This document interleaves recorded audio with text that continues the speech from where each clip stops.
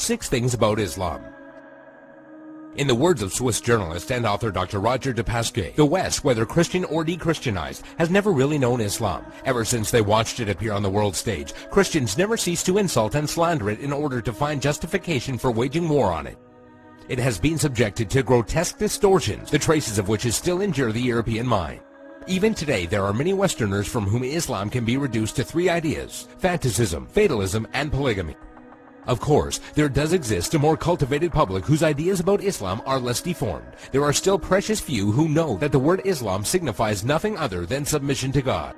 One symptom of the ignorance is the fact that the imagination of most Europeans, Allah refers to the divinity of the Muslims, not the God of the Christians and Jews. They are all surprised to hear, when one takes the trouble to explain things to them, that Allah means God, and that even Arab Christians know him by no other name. 6. Muslims and Jesus. Misconception: Muslims hate Jesus. There are many similarities between the historical reference of Christianity and Islam. Many people are amazed to find out that according to Muslim belief, Jesus is one of the greatest messengers of God. One cannot be a Muslim without believing the virgin birth and the many miracles of Jesus Christ. Jesus is also mentioned in many verses of the Quran and is often used as an example of good virtue and character. However, the main difference between Christianity and Islam is that the Muslims do not believe that Jesus was God. 5. Islamic Jihad. Misconception: Jihad means to fight for the sake of God. The true Arabic meaning of the word jihad is struggle. However, in Islam, it is often used to describe the striving in the way of God. There are many forms of jihad, but most important ones are jihad al-nafs, jihad against oneself, jihad bil-lisan, jihad by being vocal, jihad bil-yad, jihad by using action, and jihad bis-sayf, jihad by using the sword. Each jihad is ranked differently, and it was reported that Muhammad returned from a battle and said, "We have returned from the lesser jihad, going into battle, to the greater jihad, the struggle of the soul."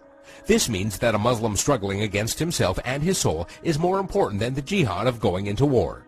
Another misconception is that only when a person dies in war does that person become a martyr. This is, however, false, and it is believed that anyone doing anything for the sake of God and is killed becomes a martyr.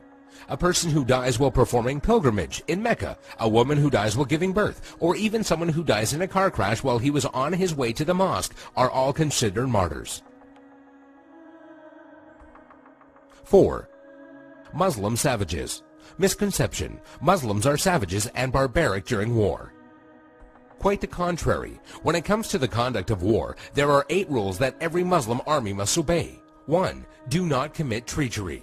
2. Do not deviate from the right path. 3. Do not mutilate dead bodies. 4. Do not kill children. 5. Do not kill women. 6. Do not kill aged men. 7. Do not harm or burn trees. 8. Do not destroy buildings. During the Crusades, when Saladin defeated the Franks, he honored the defeated Frankish army and supplied them with food. And during the Third Crusade, when Saladin's enemy King Richard fell sick, Saladin sent him a gift of fruits and horses. 3. Women's rights. Misconception: Women have no rights. The image of a woman wearing a veil from head to toe, a woman who gets unfair justice, or a woman who is not allowed to drive is an all too familiar notion when it comes to women treatment in Islam. And while there are Muslim countries in the world that do implement many harsh rulings against women, this should not be portrayed as Islamic law. Many of these countries have cultural differences that go against the teachings of Islam.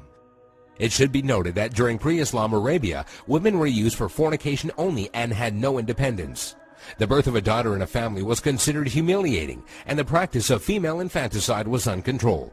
When Islam came back to being, verses in the Quran condemned the practice of female infanticide. Islam gave back many human rights to the women, and Muhammad was even reported saying that women are the twin halves of men. A Muslim woman is allowed to reject and accept any suitor for marriage and has the right to seek divorce. There is nothing in Islam that forbids a Muslim woman from exiting her house and is allowed to drive. Also, in regards to education, a woman is obligated to seek knowledge, and it is considered a sin if she refuses. 2. By the sword. Misconception: Islam was spread by the sword.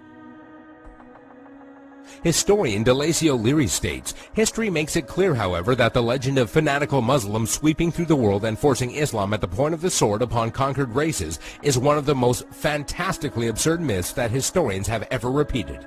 There is no record in history that shows people forced by sword point to convert to Islam. When Islam spread through countries, they would set up private churches and synagogues for the non-Muslims they were governing, and because of the good treatment they had received, they themselves would convert. If one considers the small number of Muslims who initially spread Islam to the West, all the way from Spain and Morocco into the East from India and China, one would realize that such a small group of people could not force others to be members of a religion against their will.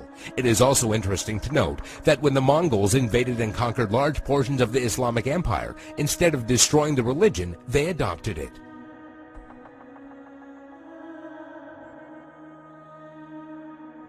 One, Islamic terrorism.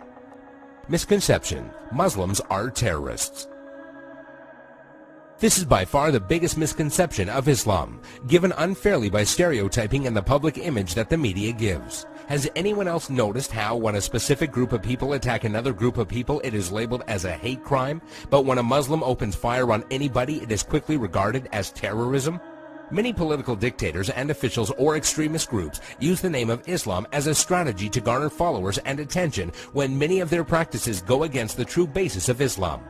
The media has also portrayed Islam as a cult or a club where if you join you become a terrorist, and that is now part of your agenda.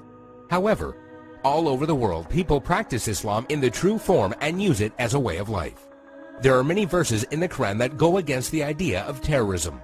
Some of these verses include, "Fight the way of Allah, those that fight you, but do not transgress limits, for God does not love transgressors." This basically means do not fight except in self-defense, and even in doing so, do not go beyond defense. Another verse states, "If they seek peace, then you seek peace," which means do not attack people for no reason or kill innocent people. There is nowhere in Islam, whether it be in the Quran or the teachings of Muhammad, that promotes the killing of innocent people.